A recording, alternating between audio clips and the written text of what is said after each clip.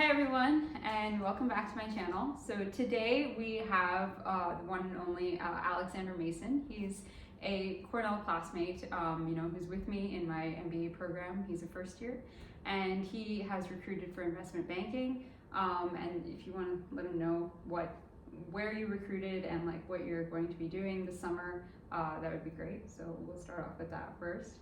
Yeah, well, thanks, Ekta. So I am a first year, class of 2025, and recruiting investment banking. I'm going to be interning at Lincoln International in their generalist program this summer. Okay. Starting off, what's your background like? Like, what brought you to Cornell as a whole? Why did you decide to go for your MBA? What was that? What were you doing before your MBA? Yeah, before my MBA, I was knee-deep in the technical world. So I worked as an aerospace engineer for about 11 years, actually. So designing parts for airplanes, basically, and really loved it, but knew that at some point I wanted to transition. I always had a love of business, and that grew into a love for finance specifically. And I felt like, okay, this is something I actually want to do. If I just keep going down the path that I'm on now, I'm going to be like 20 years into an engineering career, and then the chance to change that is going to be a lot harder. So yeah, let's go get an MBA. So you're talking about pivoting from engineering into investment banking. So what sort of led to your passion for finance? Like, you're talking about like airplane and all of that stuff, Yeah. right? How does that translate into the finance world? Yeah, that's a great question. It didn't happen overnight. It was a very gradual thing in my case, where I had gotten married right out of undergrad, and my wife and I were actually struggling with some of our personal finances to the point where we just didn't know what we were doing, like trying to figure life out. And that led to this passion for personal finance and learning about budgeting, debt, all of those kinds of fundamental things just for living as an adult. And over time, I started to get curious about investing, because once we had mastered some of the basics of like paying off all our debt and just building up some like emergency savings, I started asking myself the question like, okay, what's next? Learn about investing, and that led to starting a podcast on investing back in 2018, and that in turn ended up leading to getting into investment banking. So it was a very like long, multi-year process of just gradually becoming more curious about different aspects of how the world worked, and then honing into, I think this is really interesting. And that was just all outside of the engineering world, just on my lunch break, reading blogs and like trying to figure out like how things really work. So you're talking about how like you have a passion for personal finance. So why not sales and trading? Like, why would you go from, let's say, because I would say that in my mind, if you're saying like investing in personal finance, my thought process would be sales and trading. So what made you transition to the buy side portion of things? Like, why were you passionate about buy side more than sell side? Well, I was actually passionate about potentially buy side first, thinking I wanted to be an asset manager of some kinds. Like, why don't I just like be the investor for other people? But as part of my research, I set out on this journey to study every company in the S&P 500. And so after a couple hundred companies, I started realizing these patterns. And in particular, I love history. So I would always look into the history of these businesses, and I noticed that some of the most transformative moments were when like one company acquired another, or there was some kind of a spin-off or some kind of thing like that. And I didn't know like who was doing this. So I was asking myself like who's actually making these things happen, because like I would read and it was just like, okay, onto like the business's life cycle in the current day, and it's investment bankers. And so that's what got me curious specifically about that, as opposed to being on the buy side, like, hey, maybe I could be on the sell side too. Okay. So when we're talking about your MBA specifically, like what led you to pick, what schools did you apply to first of all, and what led you to choose Cornell over all the other schools that you applied to and were accepted into? Oh boy, yeah, that's a big question. So I'm here with my wife. We decided to go get our MBA together, so we're both here at Cornell, class of 2025. And it was really big for us both to go to the same program at the same time. That was pretty much priority number one. So as a result, we applied to a lot of schools just to keep the probabilities in our favor, quite frankly. So we applied to 24 schools each. And so we basically kind of narrowed it down to the ones that we both got into, and then narrowed those down to a further subset of ones we were really excited about and that we actually visited, and then decided Cornell. That's great. Okay, so you're here with your wife. What would you say, what sort of like support did you get from Cornell for partners, for people, because there'd be many prospective students that are coming over here with their partners. You know, what would you say would be so great about Cornell that makes it supportive for, let's say, people who are married or coming in with their partners?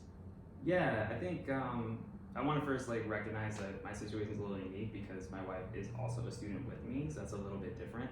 But I will say that there's definitely resources out there. There's our Joint Ventures Club. Yeah. So a lot of partners are part of that and helps create this community here at Johnson where partners can get to know each other, get to know their family members who are in the program itself. So yeah, there's specific communities around that.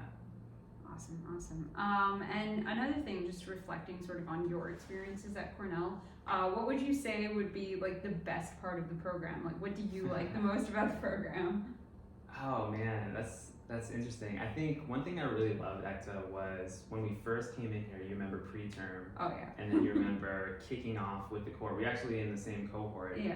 So I think just the energy of everyone, especially in the fall when everyone gets here, that's something that I really loved. So you like Camp Joe, basically? Joe, yeah, Joe was great. I thought Joe was great. Even just kicking off classes and just getting the fall semester going, I felt like there was so much opportunity to meet people, to get to know people, do different events. I just felt like there was just a lot of exploration that was encouraged. And I felt like I could actually do it here at Johnson. Whereas I felt like maybe at other schools, it was either that was just not the vibe and people were just not having as much fun, or maybe the vibes were great, but it was such like a big population or city or whatever that people didn't really find a chance to really connect. So I think that Cornell kind of has that unique mix there. Nice. So another question I would say more is that when you're talking about the recruiting process specifically, right? You transition from like a tech background into sort of an investment banking recruiting process. So how was that like for you, and what were your experiences during that process? Because I know you did a podcast. You're also our president of the investment banking club. So what was that whole thing like for you? Yeah, I mean it's a lot. Like there's no sugarcoating it. It's very intense. It's pretty competitive, and there's just a lot of work that you have to put in, especially if you don't have any kind of finance background. Where like I'm sitting in accounting class learning what a T account is for the first time. Like those kinds of things you have to get up to speed with really quickly from a recruiting perspective. And I feel like I keep giving like anomalies, but like my recruiting experience was a little bit different because I recruited heavily over the summer and a little bit into the fall, whereas like most students would start in August, and then many people wrap up in December, some into January and beyond. But I'll say in general for investment banking here at Cornell, it's a very structured process. So you go through a series of steps of accumulating knowledge. We have curriculum here to guide everybody in terms of what to know when you're supposed to know it, and also lots of conversations with second years. That's, I think, one of the keys to our success is actually all the knowledge and like standards that are passed down from the other classes, so that we know when we're ready. And then when we go to those interviews, we're prepared. So that's my take. No, I like totally. I agree with you there. I definitely think that like how structured our program is I think compared to others, it's definitely beneficial. Would you say that like when you're talking about summer recruiting, would you say that was more helpful, or had you, let's just say you went in blind, just started recruiting when all of us started recruiting, was that more helpful? Where do you stand as somebody who is just preparing for this for the first time? What steps do you think that they should do so that they can be more prepared going into the process? That's a great question. Yeah, I think if like I rewound time or something and I was starting from step 0 on the first day of classes, what I would do is definitely read as much about investment banking as possible, just in general, and also specific to investment banking, like learn those 400 questions. There's, for people who don't know out there, there's a guide out there that is the 400 question guide, and it's basically a free PDF, and you can just read all these different technical questions, different aspects of mergers and acquisitions, leverage buyouts, accounting, all these different subjects that you're basically expected to know. You can get into that whenever you want because it's just a free resource. So definitely check that out. And I would also say talk to recent associates, talk to people who just came off their internship the second years, because they have so much knowledge having just gone through it before you that they can give you a lot of perspective as opposed to just kind of sitting in your own bubble, like on the internet, trying to research stuff. I found that really helpful too. So Alex is also the president of our finance club on campus, which is the Old Ezra Club. So what sort of led you to make that decision? Because I know you also run like a podcast as well, and he's helped out like a bunch of people learning technical, sort of learning that throughout our process. So what sort of led you to be attracted to that leadership position? Why did you want to make a difference? And what could you tell about your experience in that role? Yeah, I really want to help people achieve what they came here to do. And I think that recruiting is such a big aspect of MBA life, and it can often be very stressful. I know I felt stress in my own process, not having a lot of people to call on early on. And so I want to make that better for people. Like I saw so many of my friends through the process go through it, and even though so many people were ultimately successful, it took a lot out of them. It just takes so much energy. And so what I'm working now with our board now on is optimizing our processes as a club. How do we make this process as trying to find the right word, streamlined as it possibly can to help everyone meet their goals, because it is such an uphill climb that I think as much help that we, who are going to be the second years next year, can give to our first years next year, it's going to be better for everybody. So just speaking throughout the process, especially at Cornell, do you think that it would benefit more with more transparency throughout the process? Or is it better to be have students come in sort of going blind and then sort of be evaluated based off of what they already have and what knowledge they gain throughout the process? Can you tell me more about the second part of what you said? Yeah, sure. Because I know for my experience is that I came in totally blind. I knew that I wanted to do investment banking, had a general sense of the word. But as I went through the process, developing sort of my personal pitch and also deal pitches, working through that, as someone who has no prior experience, I had no idea what a deal pitch was. I'll be honest with you, I had no idea. I didn't know what a deal pitch was. I didn't know how to personally pitch myself. Completely different from the tech world. So, but I know that while you're at Cornell, you were also getting evaluated as you're moving forward through the process by different banks and different second years. Do you think that transparency is better or sort of, I would say, worse, especially when you're being evaluated for these positions that have so little numbers?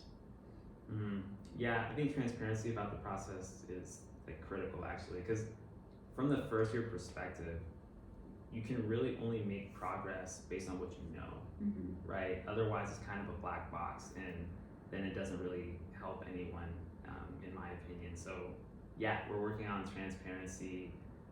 Even right now, we're actually trying to figure out for those coming to Johnson this fall, how do we reach out to them in the summer? How do we make sure they know what they need to know, and so that they can not start blinds on day one and do preparation on their own? Of course, it's difficult because people are still working their jobs, they're trying to transition their lives in this major way, but you try to give as many tools as you can so that people can have their best foot forward. And what advice would you give to somebody who, let's say, wants to go into investment banking, but then also has concerns regarding, let's say, the work-life balance concerns, because I know you have your partner on campus. Yeah. You obviously want to be a part of that as well. So it would be great, any advice that you could give from your end. How do you manage both of those things? I think that's the ultimate question, right? Like, how do you manage your time when you're trying to do these things that obviously require a lot of it? Yeah. I would say that I think a lot of it just comes down to just setting priorities. Like, just making sure that you're doing something because you really want to do it, and everything else that isn't that thing or those couple of things that you gotta say no to. And something like I'm still struggling with, still trying to work on myself, is like, what do I put my energy and effort towards? But there's no sugarcoating it. Investment banking, like it's you work a lot of hours in investment banking. I don't think there's any way around that. But you can structure your time like outside of work, whether that's actually on the job or recruiting for the job, to just be as effective as possible. So what that might look like I'll give my example with my wife.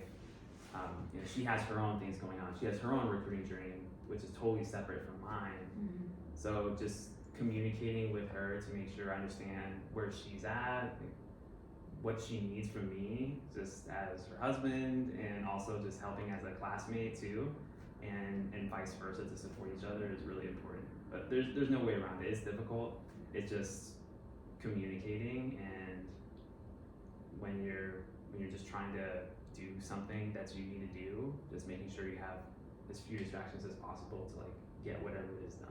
I mean, I think that's pretty much the whole point of this, is just, I want to make sure that like anybody who's coming in, we actually get some perspective from a lot of the students aside from me.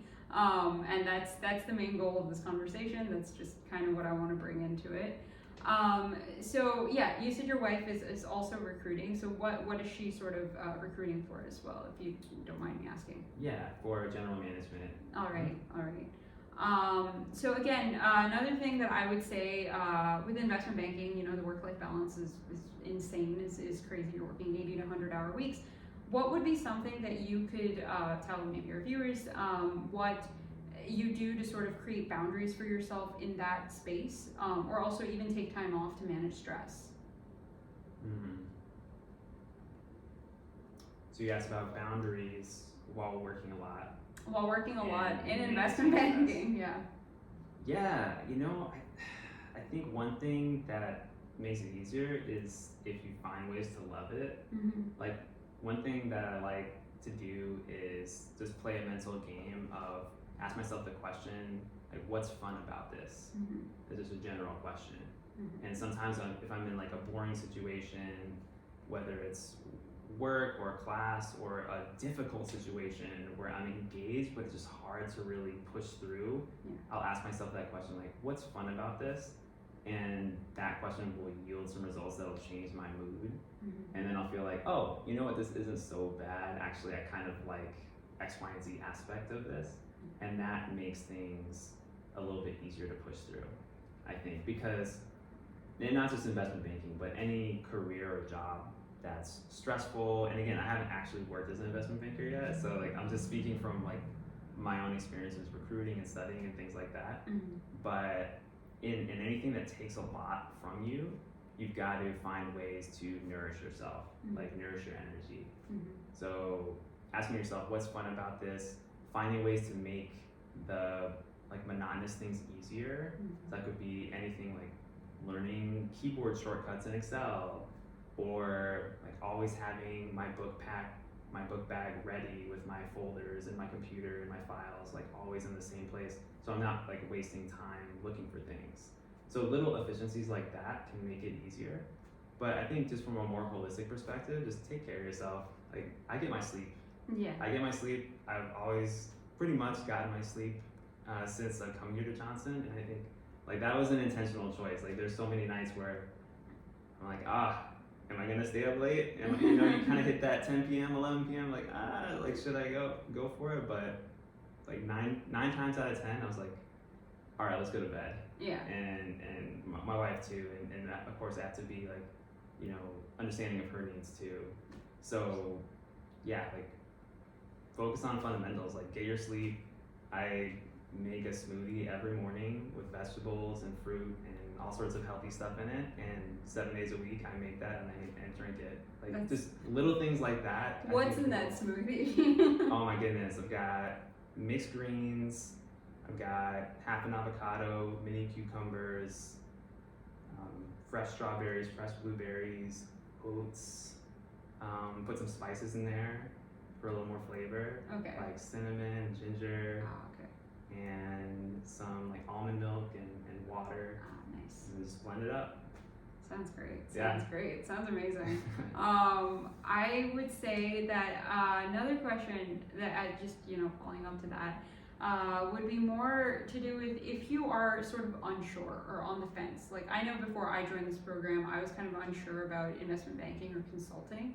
What advice would you give to somebody who's sort of like on the fence between both of those incredibly difficult careers just going into the whole program? I would say talk to recent alum and second years as early as possible and as often as possible, because that's going to get you a broad range of perspective in a very real way that things like reading blogs on the internet or just thinking your own thoughts in your own head are probably not going to do. And then that's my personal opinion. Like talking to people helps a lot because it just gives you that perspective. And I say as early as possible because I think with both of those fields, investment banking and consulting, it's tough the way that the timelines work in this process, but you kind of have to decide early and make that decision. Like, am I going to go for it or am I going to not go for it? And if you're not going to go for it and explore another path, that's great.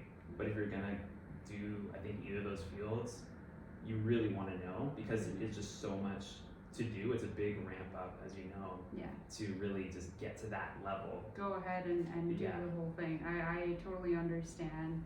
And I know that you're going to sort of firm.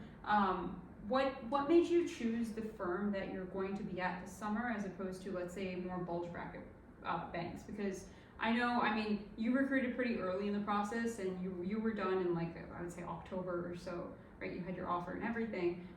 So I'm just a bit curious as to why didn't you pursue opportunities that were let's say Goldman or your RBCs or any of the bigger, more name brand banks per se? Yeah, so I think there's a couple facets to that. I think one is I feel like I really lucked out with firm culture with the company that I'm choosing to go to. Just my interactions with the people were just so high quality, and that was from my first interactions with them all the way through to Super Day and accepting the offer. And that's really big for me because I've I'm an older MBA student. I'm in my 30s already, and so as an engineer, I've been around for a little while. I've had many different managers and teams, and one thing that I've realized, at least for me, is the level of happiness that I have at work is partially decided by the actual thing that I'm doing, which I think is always the case. But it's not as big a percentage as I initially thought, early in my career. A bigger percentage is who I'm working with and the feeling that I have with those people around me. Are these people lifting me up? Are they making me better? Am I able to contribute to them and their lives in a big way? And so culture is huge for me. I would say definitely, because investment banking, the culture of the firm is really dependent. So when you're working these long hours and these long weeks, what would you say would be an indicator of a good firm's culture? Because I would say everybody's stressed, everybody's working mad, crazy. But to you, what constitutes a good firm culture? Yeah, it's tough because I think culture is hard to define. But the way that I define it, and actually told my interviewers this in the Super Day, is I define culture as the way people behave with each other. And so I think strong indicators of a strong culture are when there's moments of distress, when there are those long hours, how do people respond?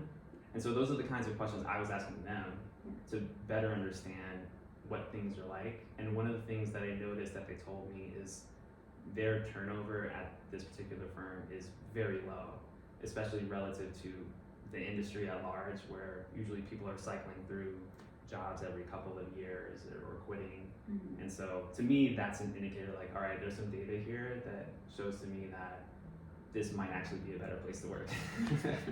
So that's my take on it.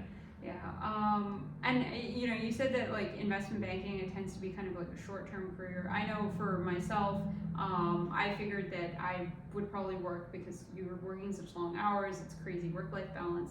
A lot of people tend to work in this career for about a year or so. What's sort of your long-term plan and your long-term strategy, especially with maybe you might be planning on starting a family or something like that? How does that look like for you? Yeah, I think that's for me. I'm excited to get going in the industry. Honestly, like I could say that I have some like long-term vision, and I do have maybe a couple of ideas, but I'm not wedded to them in a way that maybe I would have been like 5 years ago. Just because like life changes so rapidly, and it's really hard to optimize for what your future self is gonna want. It's hard enough to optimize for what you want today. Yeah. So I am excited about banking. Like that's what I'm excited about right now, and just want to do some. I want to actually do some deals. I want to actually work in this industry, help businesses, and actually talk to CEOs and help them make decisions. Like that sounds exciting to me. Yeah. So we'll see where that takes me, and you know, I'm open-minded. So. I mean, of course, yeah. I hope that you guys do a lot of deals and everything turns out really well. And I guess one thing that I want to know is sort of how were your views changed from what you had read about investment banking to what you had experienced during the recruiting process? Like, how did your idea of what IB was before and after Cornell, how did that sort of shift? That's a good question. I think I would just say my perceptions before were honestly very limited. I just didn't know a lot.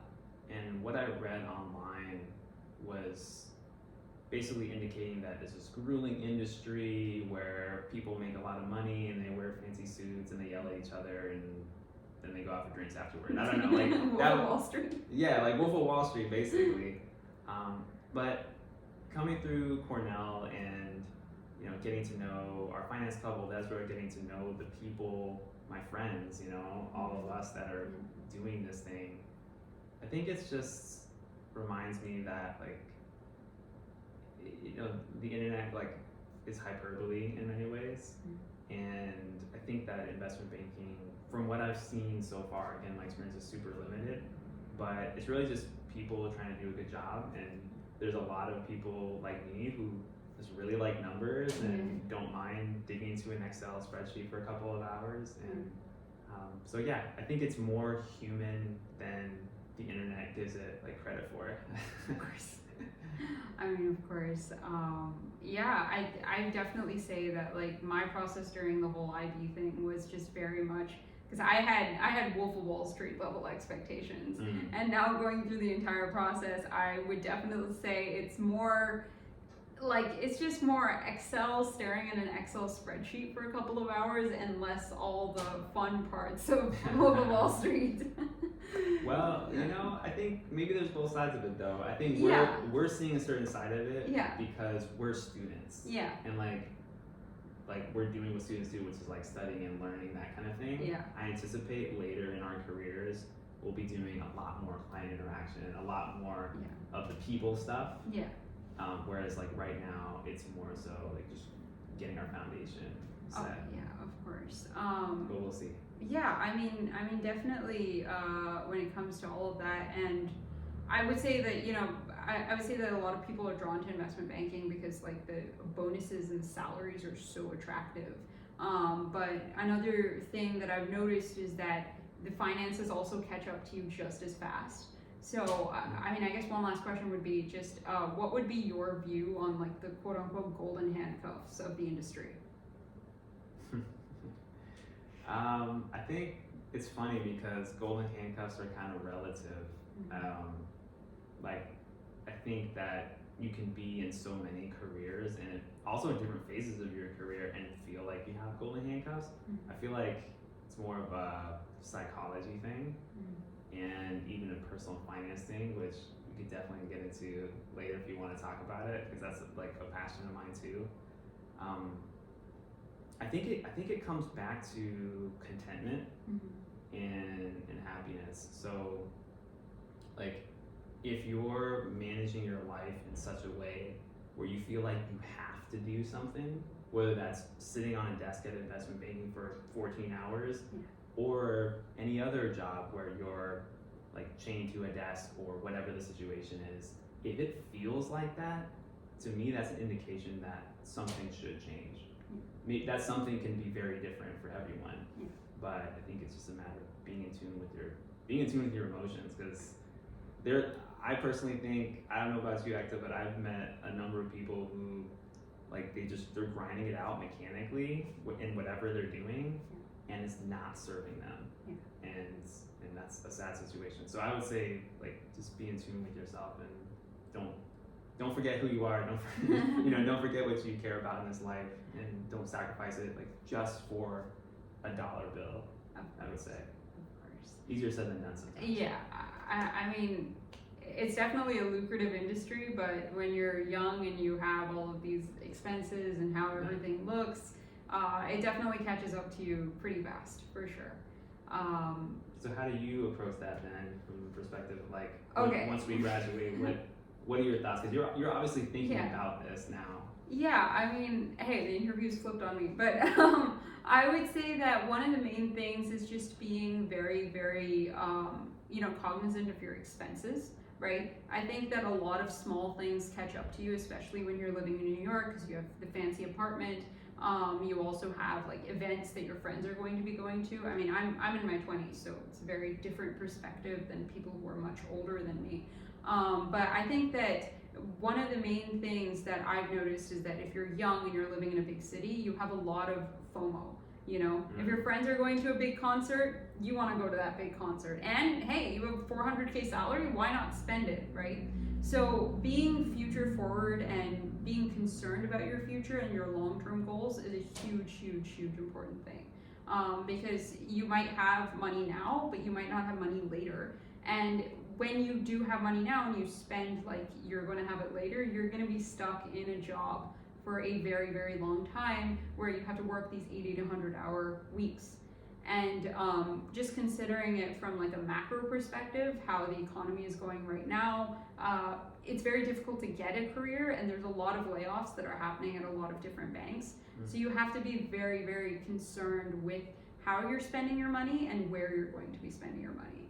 So that's a main thing. The whole personal finance discussion, we can have another interview. We can shoot a whole other video about that. But I think that's all that I have from my side.